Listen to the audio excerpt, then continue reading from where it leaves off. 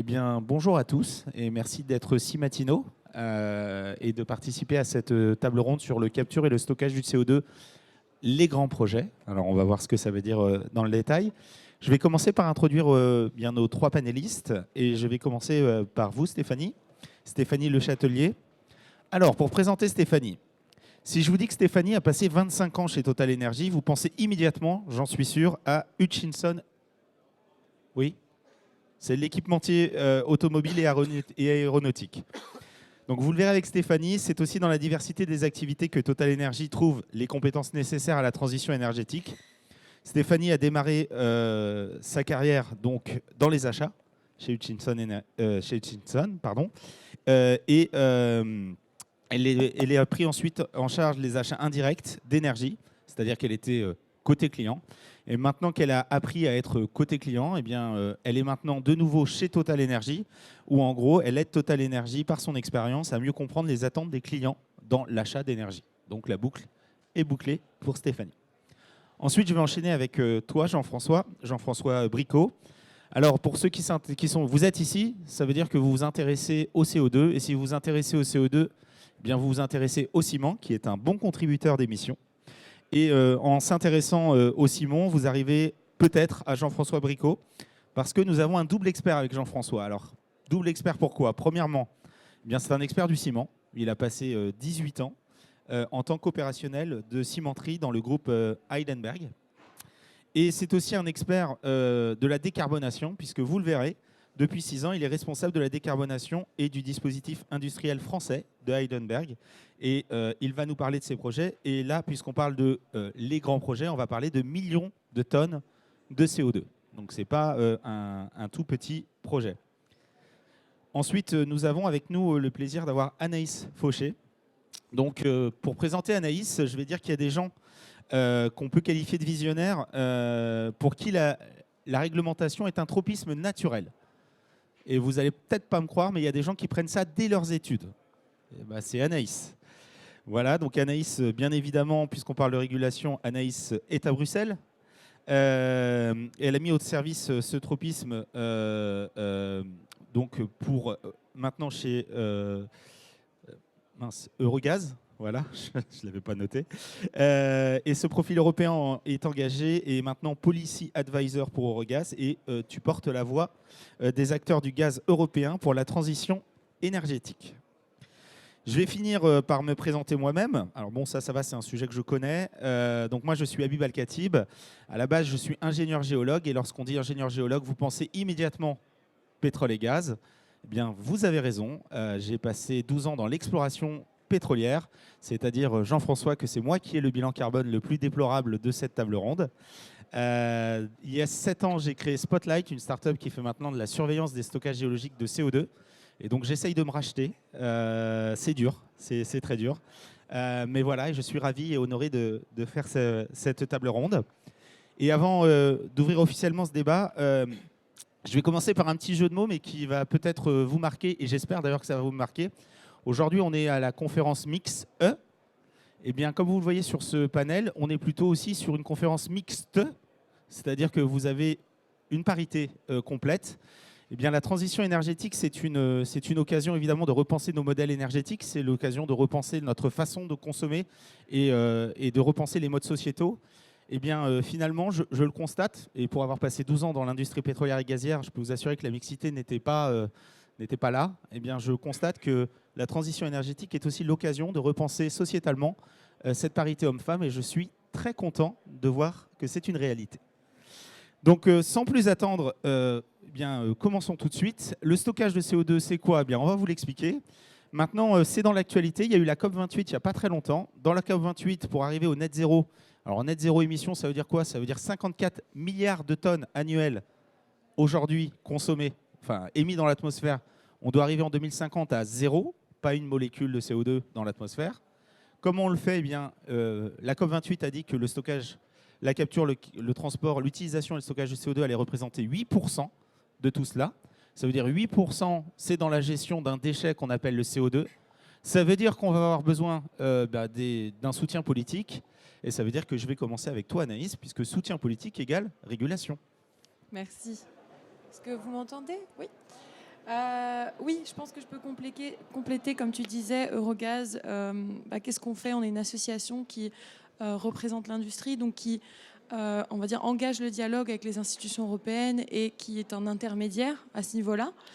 Et je pense en complétant Habib sur la COP28, la reconnaissance du rôle du CCS, du CCU, a été engagée aussi au niveau de l'Union européenne.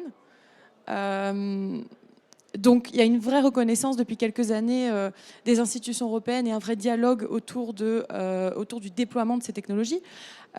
Si on regarde du côté de la Commission européenne, elle a créé en 2021 un forum CCUS dans lequel elle a mené un travail approfondi en discussion avec les industries, avec les États membres, avec les ONG et tant d'autres pour vraiment discuter du déploiement de ces technologies au niveau de l'Union européenne.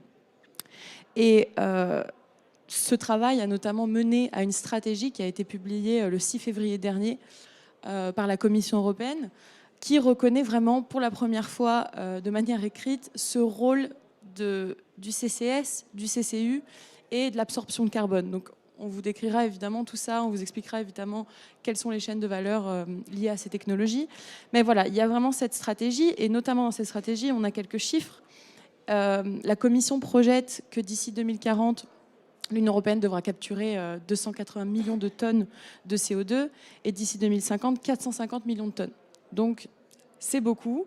Et c'est très intéressant de voir ce genre de cible. Alors, ce n'est pas contraignant, c'est une communication. Donc, ça veut dire que c'est vraiment un message politique, surtout pour la Commission européenne qui va être élue d'ici le printemps. Donc, on a vraiment une orientation pour le prochain mandat qui est très intéressante au niveau de la reconnaissance des technologies CCUS. En plus de ça, un accord provisoire a été conclu récemment, il y a quelques semaines, par les institutions européennes sur le NZIA. Donc, c'est un règlement d'industrie zéro net qui permet de développer les technologies propres ou vertes dans l'Union européenne afin que l'Union européenne ne dépende plus d'États tiers pour développer ces technologies. Et dans ce règlement, en tout cas dans cet accord provisoire qui devrait être adopté bientôt, on a une cible contraignante cette fois, et c'est une des premières, je crois que c'est la première, sur le CCS. Donc qui dit, d'ici 2030, on doit avoir la capacité d'injecter 50 millions de tonnes de CO2 au sein du territoire de l'Union européenne. Donc, comme le dit la Commission, il n'y a pas de zéro net sans CCUS, et c'est clair au niveau de l'Union européenne. Alors, merci beaucoup Anaïs. Pour compléter, un point quand même important avant de rentrer dans le dur du sujet du CCS, il est important à noter que dans le cadre de la transition énergétique, aujourd'hui, les productions de renouvelables ne permettent de contribuer qu'à hauteur de 40% de l'augmentation de la demande énergétique au niveau mondial. Vous l'avez tous entendu certainement lors de la COP28, on nous demande aujourd'hui d'accélérer, puisqu'il faut vraiment que l'on puisse accélérer sur tout ce qui va être mis à disposition d'énergie renouvelable. Il y a même un target qui a été défini à x3 pour pouvoir, dans un premier temps, donc, répondre à cette augmentation naturelle au niveau mondial de la demande énergétique. Mais ça ne va pas permettre également, par contre, malheureusement, de compenser les productions à base d'énergie fossile. C'est pourquoi le CCS est quelque chose aussi de très important, puisque ça va permettre de pouvoir pallier et surtout répondre à cet objectif de net zéro à horizon 2050. Mais il est important aussi de noter que le CCS vient en troisième position.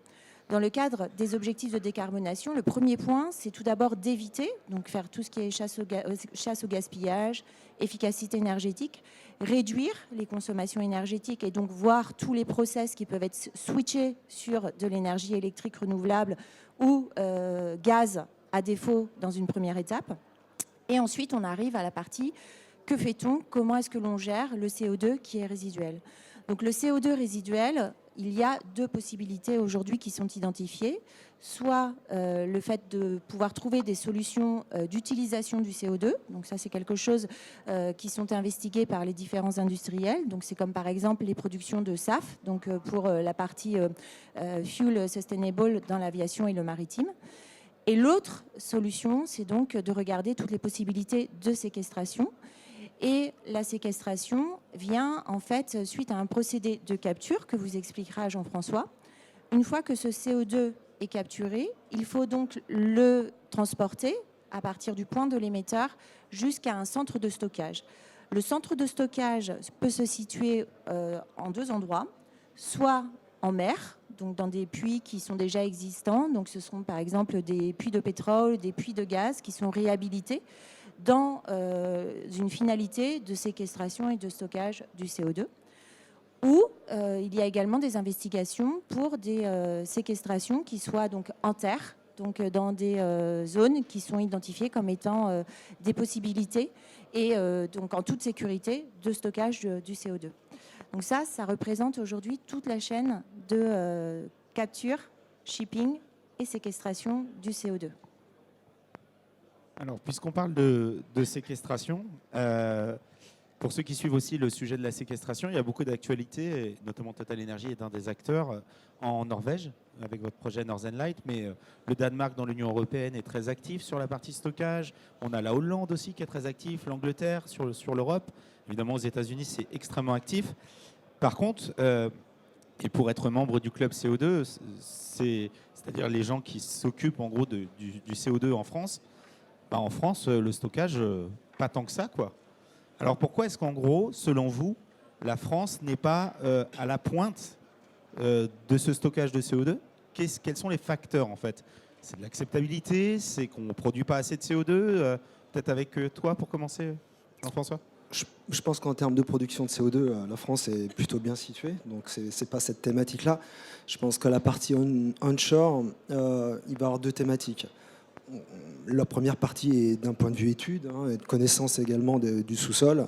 Donc le BRGM y travaille depuis un bon nombre d'années, mais aujourd'hui on est à un stade où on a un projet en France qui est plutôt bien avancé, qui est le projet Picasso qu'un bon nombre de vous devez connaître, qui est dans le sud-est de la France, qui est public et qui a des ambitions de stockage dès 2030. Mais il y a des regards également portés dans le bassin parisien et puis dans l'est de la France. Mais au milieu de ça, il y a quand même deux thématiques importantes. Nous, en tant qu'émetteurs, qu'on suit de près, c'est la notion de maturité de ces stockages. Et puis l'autre thématique, c'est la partie acceptation sociétale.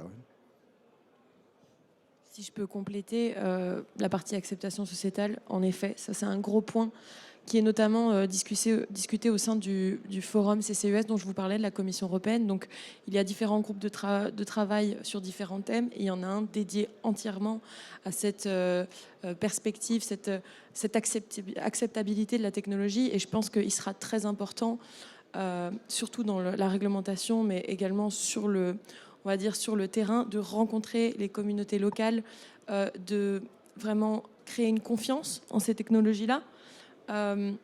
Et ça, c'est une des priorités, notamment de la Commission dans sa stratégie dont je vous parlais plus tôt. C'est vraiment une de ces actions qui vont commencer dès maintenant, c'est de rencontrer ces communautés locales, potentiellement prévoir des récompenses pour celles qui développent et qui acceptent de développer au sein de leur communauté ces technologies-là. Donc ça va être vraiment un défi à relever, mais je pense qu'on est sur la bonne voie de vraiment créer cette confiance-là. Alors, comme on a un petit peu de temps, je vais relancer un peu le débat. Donc, on est dans la région lyonnaise. Comme tu l'as dit, Jean-François, on n'est pas. La France émet du CO2 et la région lyonnaise, ne le prenez pas mal pour ceux qui sont lyonnais, mais la région lyonnaise, par sa chimie, est très émettrice de CO2. Or, aujourd'hui, Picasso est un projet qui est plutôt vers le sud-ouest. Exactement. Donc, il n'y a pas encore de stockage dans la vallée du Rhône. Et donc, ça veut dire que ce CO2-là, aujourd'hui, oui, on va récompenser ces collectivités locales, mais n'empêche qu'il n'y a pas encore de projet dans la vallée du Rhône. Il n'y a pas de projet dans le bassin parisien. Il n'y a pas de projet dans l'est de la France. Or, il y a géologiquement, on pourrait. Alors, pourquoi ? Il est vrai que le positionnement en région lyonnaise, du coup, va un petit peu complexifier la chaîne. Étant donné aujourd'hui le fait d'absence donc de possibilité de stockage onshore en France, cela veut dire que pour les différents industriels qui sont présents dans cette région, plusieurs pistes vont être envisagées. Une des pistes, on va dire, plus naturelles va être de descendre le Rhône et ensuite d'aller jusqu'à un hub aujourd'hui identifié donc, au niveau de Fos, donc jusqu'à un point de liquéfaction, et ensuite de prendre le bateau jusqu'à différents puits. Donc, on sait aujourd'hui que sur le sud, France et Europe, donc il y a des possibilités à Ravenne, donc ça veut dire contourner toute l'Italie et donc pouvoir approvisionner jusqu'à Ravenne. Ou alors, de par la maturité aujourd'hui des puits qui est plutôt présente au nord de l'Europe, donc au niveau de la mer du Nord, cela veut dire prendre un bateau et donc tout contourner l'Espagne et remonter donc sur les différents puits du type Northern Lights, Aramis ou autres. Des pistes sont quand même investiguées, et donc ça c'est des choses que vous avez pu voir aussi dans les rapports qui avaient été faits par le gouvernement l'année dernière, de regarder comment est-ce que on peut aider et supporter les différents industriels sur ce type de projet avec des investigations donc sur tout ce qui va être réseau pipe, donc soit des réseaux de pipe qui sont existants et donc inutilisés aujourd'hui et qui auraient besoin d'être rénovés, donc pour pouvoir remonter jusqu'à des hubs ou descendre jusqu'à des hubs afin d'éviter que ce soit un transport par bateau ou par train dans certains cas, voire éventuellement même camion en fonction des émissions et de la taille des différents émetteurs. Et dans d'autres cas, ce serait donc aussi la construction de pipes en fonction des nécessités qui seront identifiées donc, pour les différents industriels. Je pense, si je peux compléter, c'est un point très important quand tu parlais de différents types de transports. Ça a été un de nos, on va dire, de nos points clés dans notre manière de discuter avec les institutions ces 2-3 dernières années. Notamment quand on a discuté du 10E, donc c'est vraiment une régulation qui se charge de supporter des projets de transport, des projets qui traversent les frontières au sein de l'Union européenne. Et on a réussi à justement faire reconnaître dans la réglementation avec un changement de la loi existante qui inclut maintenant le transport de CO2 de tout type de transport, donc pas seulement les pipes. Et quand on parle justement de comment on va développer le CCUS en France, c'est aussi de commencer maintenant. Et construire potentiellement des pipes, ça prend du temps. Donc se tourner vers d'autres modes de transport, ça peut être très intéressant, surtout quand on s'adapte aux spécificités locales. On peut parler par exemple de CCS lorsqu'on fait du biométhane. Donc c'est aussi très local. Comment on va chercher ce CO2 qui est émis et capturé, et comment on va le ramener dans un centre de stockage. Donc le transport, c'est aussi une grosse partie, très grosse partie importante pour développer ce genre de technologie.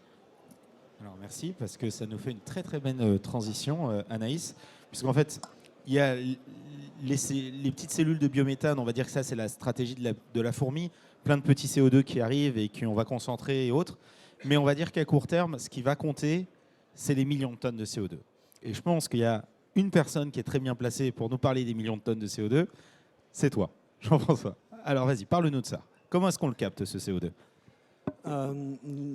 Déjà, avant de parler de captage, je vais revenir sur un point important, effectivement. Donc, on est un émetteur significatif, en tout cas pour Heidelberg Materials France, puisqu'on émet entre 2 et 3 millions de tonnes de CO2 par an. Et donc, on a engagé, bien évidemment, une politique de décarbonation très ambitieuse depuis 2019. Donc, globalement, on travaille aujourd'hui sur ce qu'on appelle les premiers leviers de la décarbonation. Donc, les premiers leviers de la décarbonation, c'est l'efficacité énergétique. Donc, vous maîtrisez parfaitement vu l'intitulé du forum aujourd'hui. La partie de recours également à la biomasse, le développement de ce qu'on appelle également les ciments bas carbone, et également utiliser des matériaux décarbonatés dans nos matières premières. Donc ces 4 leviers-là, aujourd'hui, sont développés sur les principaux sites de notre dispositif industriel. Donc on a engagé, pour vous situer, pour réduire à peu près de l'ordre entre 20 et 25% de nos émissions de CO2 d'ici 2026, on a engagé 650 millions d'euros. Donc ça, c'est le premier point. Et pour illustrer complètement ce point-là, c'est notre usine d'Hervaux, qui est située un peu loin d'ici, qui est dans les Deux-Sèvres, qui représente à peu près 10%, enfin pas aujourd'hui, mais dans quelques années, va représenter à peu près 10% de la production de ciment en France. Et donc sur ce site, on a engagé un programme de 360 millions d'euros qui va permettre de réduire de 37% les émissions de CO2 à compter de 2026 versus 2015. Donc ça, c'était la première étape, et le chantier est en cours de construction. On est vraiment dans l'opérationnel. Le chantier a commencé depuis 1 an et demi, et l'usine, cette nouvelle usine de nouvelle génération, qui sera dans ce qu'on appellerait ce qui se fait mieux en Europe, sera opérationnelle courant 2025. Pour revenir à la carbone capture, qui est le sujet technologie dont tout le monde parle, comme si ça existait déjà de façon très concrète sur l'ensemble de nos dispositifs. Ce n'est pas le cas. Par contre, on est aujourd'hui très engagé depuis plusieurs années sur ces technologies-là. Le groupe Heidelberg l'est parfaitement depuis une trentaine d'années. Le premier site cimentier au monde qui va stocker, qui va capter et stocker au sein de Northern Lights, c'est le site de Brevik, donc en Norvège, qui est un site du groupe, donc qui va lui capter dès le début 2025 400 000 tonnes de CO2 par an. Je reviens sur mon exemple d'Hervaux. Sur Hervaux, donc on a un projet très ambitieux de capter 1 million de tonnes à l'horizon 2030. Donc c'est à l'échelle de la décarbonation, ça peut paraître très loin. Nous, d'un point de vue échelle industrielle, c'est très très court. Donc avec une ambition au 1er janvier 2030 d'être en mesure de capter le million de tonnes de CO2 qui sera émis sur ce site. Et la vraie difficulté sur cette partie-là, elle est à la fois technologique, donc j'y reviendrai un peu, mais également, avant de parler de ce projet, il a fallu créer la chaîne de valeur. Ce qui explique la discussion d'aujourd'hui. Parce que pour nous, lorsque vous êtes sur un site au milieu de la France, parce que lorsque vous êtes à Dunkerque, vous êtes à Fos, vous êtes à Bordeaux, etc., que vous avez la mer juste à côté, il y a le shipping, il y a la séquestration ou autre chose à étudier. Lorsque vous êtes à 200 km, et pour certains sont à 400, 500 km, mais le cas d'Hervaux, c'est 200 km de la mer. Donc le vrai sujet sur lequel on a mis beaucoup d'énergie, c'est de créer un hub qui s'appelle GoCO2, Grand Ouest CO2, qui est un hub qui, voilà 2 ans, était peu connu, qui a été communiqué en juillet dernier, qui aujourd'hui a un niveau d'avance très développé. Donc dans ce hub, l'objectif de ce hub, c'est de décarboner tout le Grand Ouest de la France. Et on retrouve au ce stade les plus gros émetteurs dont nous faisons partie. Et ensuite, 2 acteurs importants qui sont le pipe, qui est porté par GRT Gaz, et le terminal, qui est porté par l'Engie. Je l'évoque parce que ces 2 acteurs-là sont extrêmement importants, de façon que l'ensemble de la partie de filière se mette en place. L'autre point, pourquoi recours à cette technologie de capture? Parce qu'à la base, si nous, on pouvait s'en passer, on s'en passerait. Clairement, puisque ça coûte en CAPEX et ça coûte en OPEX. Mais on n'a pas le choix, puisque notre objectif est d'atteindre la neutralité carbone d'ici 2050. Et sur Hervaux, ce sera dès 2030. Le pourquoi, c'est que dans notre process de fabrication, on a 2 tiers de nos émissions qui sont liées à la décarbonatation du calcaire. Donc, ils sont intrinsèques, ce qu'on appelle le hard to abate. Donc, une fois qu'on a travaillé sur toute la partie classique, entre guillemets, des émissions de CO2 liées à la combustion, il faut qu'on travaille sur les 2 tiers. On travaille un peu en termes de matières premières décarbonatées, mais ça reste un pouillème par rapport aux enjeux de neutralité. D'où la nécessité de mettre en place un système de capture du CO2, donc, qui est une technologie assez lourde, hein, et qui aura un impact important sur notre vide cimentier aujourd'hui. Et donc aujourd'hui, ce projet-là, on est à un stade plutôt avancé d'un point de vue technique. Et tout l'enjeu aujourd'hui, pour qu'au 1er janvier 2030, ce projet fasse face, c'est dans un premier temps de rendre ce modèle financier réaliste, avec un CO2 à 55 ou 56 euros la tonne de CO2. Vous imaginez bien que ce type de projet est compliqué à porter, mais pour autant, le groupe a un regard différent et se situe sur une véritable politique de décarbonation par rapport à ce point. Sur ce projet, c'est un projet de CCUS. Donc le S, on en a pas mal parlé. L'autre point, c'est la partie U, que l'on juge également importante, puisque le CO2 peut être une entrée d'un vecteur énergétique importante. Donc il peut être minéralisé, etc., mais il peut être utilisé comme électrocarburant, donc pour faire du méthanol ou du SAF ou d'autres éléments liés du monde de la chimie. Et donc dans ce projet-là, on a également clairement une ambition que la part de CO2 biogénique émise par ce site soit utilisée avec des acteurs identifiés à ce jour dans la région Grand Ouest, de façon à ce qu'il y ait une molécule d'électrocarburant qui apparaisse également dès 2030 sur Saint-Nazaire. Est-ce que je peux compléter? On a un peu de temps. Juste quand tu parlais de la chaîne de valeur, on parle donc du captage, du transport, de la valorisation ou du stockage. Et ben on parle toujours, en tout cas au niveau de l'Union européenne, on parle toujours du problème de l'œuf et de la poule. Qu'est-ce qui se passe si on développe le stockage mais que le transport n'est pas développé à temps? Qu'est-ce qu'on fait de tout CO2? On ne peut pas le transporter au point de stockage. Donc ça, c'est un problème qui a été beaucoup vu au niveau de la réglementation européenne. Je vous parlais de l'accord provisoire qui a été conclu récemment. Quand on a eu la proposition de la Commission, c'était en mars 2023, il y avait vraiment dans cette réglementation un focus sur le stockage. Ça parlait que de stockage, et c'est tout. Et nous, on est arrivé en tant qu'Eurogaz en disant, mais attendez, le stockage c'est bien, mais si on n'a pas les émetteurs derrière, donc si on n'a pas la capture et si on n'a pas le transport, le centre de stockage, ça sert à rien. Et on est très heureux d'avoir vu que dans l'accord maintenant final, on a vraiment la reconnaissance de toutes ces étapes de la chaîne de valeur, qui est aussi également repris dans la stratégie qui a été publiée en février. Donc ça a été aussi une grosse discussion il faut développer toutes ces parties-là de la chaîne de valeur pour que ça fonctionne. Parfait. Donc on a vu qu'on l'a capté, on a vu qu'on l'a transporté. Donc maintenant qu'il est au hub, qu'est-ce qu'on fait, Stéphanie ? Alors une fois que le CO2 est arrivé au hub, là il y a deux possibilités en fonction du puits stockage final qui est identifié. Donc soit on charge donc le CO2 dans un bateau. Et donc, ce sont des bateaux qui sont spéciaux pour pouvoir donc, transporter ce type de matières premières. Et ensuite, on les achemine donc, jusqu'au point de stockage final, où, dans certains cas, il y a aussi des constructions de pipes afin de pouvoir faciliter l'acheminement donc, sur le point de stockage final. Donc là, il va y avoir des disparités en fonction des puits de stockage, puisque en fonction des localisations et en fonction des possibilités aussi de financement qu'il peut y avoir, puisqu'on a aujourd'hui Northern Light, donc c'est plutôt un acheminement qui est par bateau, et un autre puits qui est le deuxième à venir à peu près sur les mêmes ordres de date, donc aux alentours de 2030, c'est plutôt un acheminement aujourd'hui qui est envisagé par pipe. L'objectif aussi, c'est quand même de pouvoir, on va dire, homogénéiser toute la chaîne tout du long. D'où aussi la nécessité de pouvoir travailler tous ensemble avec le même objectif d'un point de vue neutralité carbone, bien sûr, mais aussi sur les jalons de temps. Comme l'expliquait Anaïs, mais aussi Jean-François, il est vrai que si tous les acteurs de la chaîne ne sont pas coordonnés et vraiment sur un objectif commun, qui n'est pas simple, parce que c'est vrai que ce que disait aussi Jean-François, on parle de la capture, on a l'impression que c'est quelque chose qui existe, mais en fait non, ce sont des sujets qui sont nouveaux pour tout le monde, et donc sur lesquels il faut apprendre vite, mais surtout tous très coordonnés. Donc c'est un des points qui est important pour le succès de la décarbonation et de l'atteinte du net zéro. Et juste pour que les gens se rendent compte sur la partie stockage, moi mes parents ont un petit jardin dans l'Eure-et-Loire. Est-ce qu'on peut le faire là ou à combien de kilomètres ça se passe comment on fait en gros, de quoi on a besoin?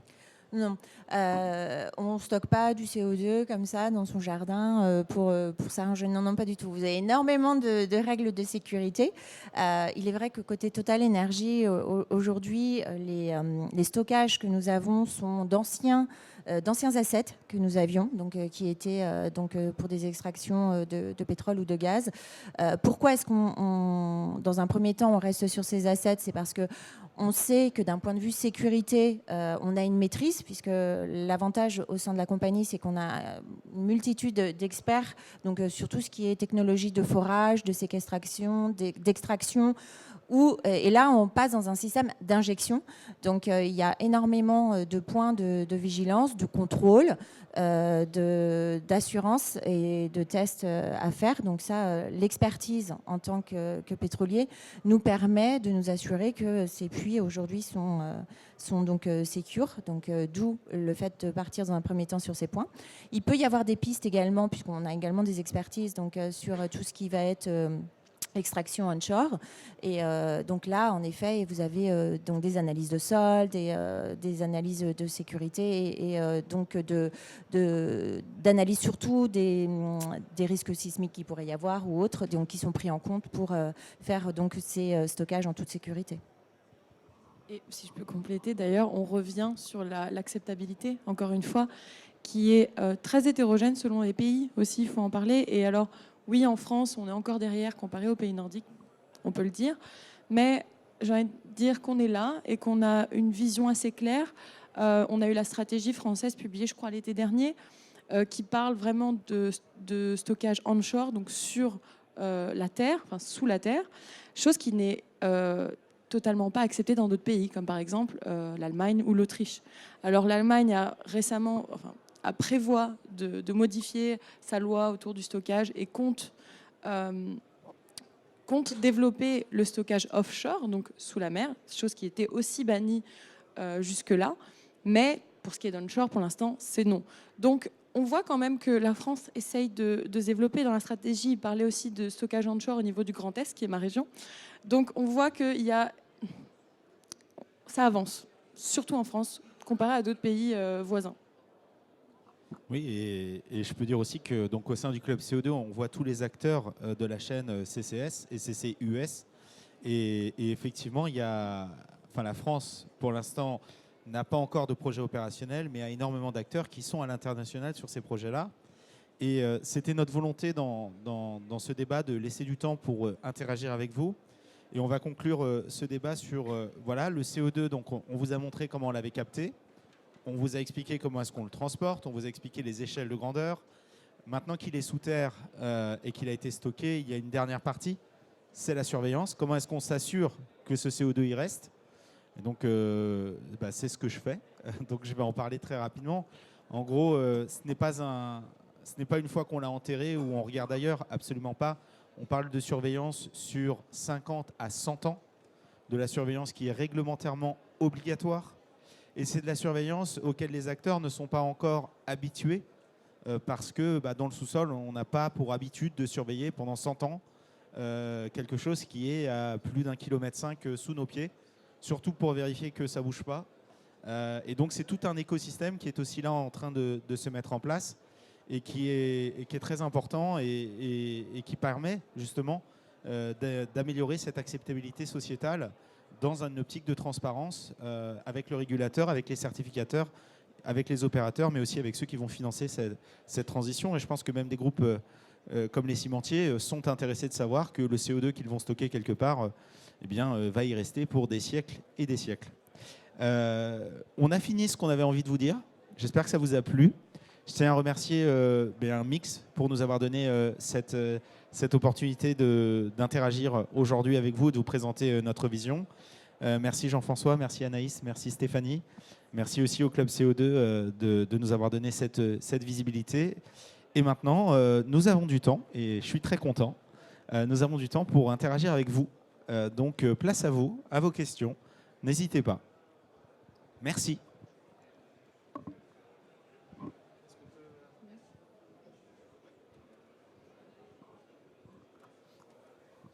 Bonjour. Vous avez parlé de l'enjeu d'acceptabilité et vous avez évoqué la piste de la récompense des collectivités, ce qui est un premier point, mais qui ne me paraît pas forcément idéal, parce que ça peut être interprété aussi un peu comme de l'achat du territoire et un brin de cynisme. Quels sont, selon vous, les critères d'amélioration de l'acceptabilité et à votre avis, est-ce que l'image des porteurs de projets est un des ingrédients forts de cette acceptabilité ? Sur la partie acceptabilité, le gros point, on doit partir sur le fait de communiquer au plus tôt le territoire. C'est-à-dire que je reprends volontairement l'exemple d'Hervaux. Un des premiers points avant de lancer toutes les études, on a rencontré l'ensemble des acteurs publics, représentants de l'État, mais également les associations, les élus, pour leur montrer notre ambition et de leur faire part de ce qu'on allait faire sur 10 ans. De façon à les entrer dès le départ. Le pourquoi du comment, c'est que c'était également surtout sentir le territoire par rapport à l'ensemble de nos projets, c'est-à-dire cette intégration dans le territoire. Alors, on est présent, sur Hervaux, on est présent depuis un siècle, donc c'est plus facile de le faire que d'autres endroits. Pour autant, même si on sonde une fois par an notre site, parce qu'une fois par an, l'ensemble des parties prenantes sont invitées sur nos sites, on ne rentre pas sur des perspectives aussi longues. Et donc, lorsqu'on rentre dans une phase de stratégie industrielle avec des capex aussi importants, on a pris cette option, en tout cas pour nous, d'élargir assez fortement notre champ de concertation et de présenter ça, ça et ça, et comment ça va être perçu, puisqu'ensuite, on sait par expérience qu'une des premières choses qu'on fait dans ce type de projet, ce sont deux choses après. Lorsqu'on rentre vraiment dans la phase opérationnelle, c'est les études techniques et la partie permitting. Et cette phase d'autorisation, c'est un prérequis pour valider les phases de CAPEX. Et donc, si vous sentez une phase d'opposition par rapport à votre projet dès le départ, vous vous dites, OK, en termes de stratégie, etc., pour un industriel, c'est des choses extrêmement importantes, c'est les prérequis. Parce que si votre projet n'est pas accepté par votre propre territoire, ça devient, par expérience personnelle, je sais que ça peut devenir très compliqué. Donc, moi, je parle pour notre activité, et à l'instar de ce qui est fait aujourd'hui dans le Sud-Ouest, on sent qu'il y a une volonté, en tout cas depuis plusieurs années, des acteurs centraux qui portent ce projet, de communiquer à tout point de vue. Mais je prends un peu de recul parce que moi, je ne suis pas un acteur direct de cette partie-là. Mais en tout cas, en France, ce qu'on sait, nous, puisqu'on est présent un peu partout en France, excepté dans la région Rhône-Alpes, c'est vraiment d'être à livre ouvert dans ce qu'on fait de bien ou ce qu'on fait de mal également. Oui, et si je peux compléter, je vais avoir 2 mots, le dialogue, vraiment. Vraiment transmettre le savoir aussi, avec des études, des points scientifiques à l'appui, ce qui rassure toujours. Et le deuxième point, c'est la transparence, ça tu l'as mentionné, être très transparent dans le procédé. On a une loi qui a aussi également, va être adoptée très bientôt sur l'absorption de carbone. Donc là, on parle vraiment d'un autre type de technologie. Je ne vais pas rentrer dans les détails, mais on parle de stockage permanent. Et là, il y a aussi également un lourd travail sur la transparence. Et nous, on a participé à développer ce règlement vers cette transparence, publier toutes les informations qui sont nécessaires pour les communautés de comprendre ce qui se passe et de comment ça marche. Donc vraiment, dialogue et transparence, très important, je pense. Oui, je rejoins tout à fait Anaïs. Il y a aussi dans ce côté transparence la notion d'éducation dans le sens positif du terme. C'est-à-dire que ce sont des sujets qui sont nouveaux, capture, stockage, on en parle beaucoup, on parle réchauffement climatique, on parle de beaucoup de choses. Et c'est là où il peut y avoir des fois des malentendus ou des méconnaissances. Donc il est important que pour ce type de projet, il y ait une communication tout à fait transparente, ouverte, sur donc, quels sont les enjeux,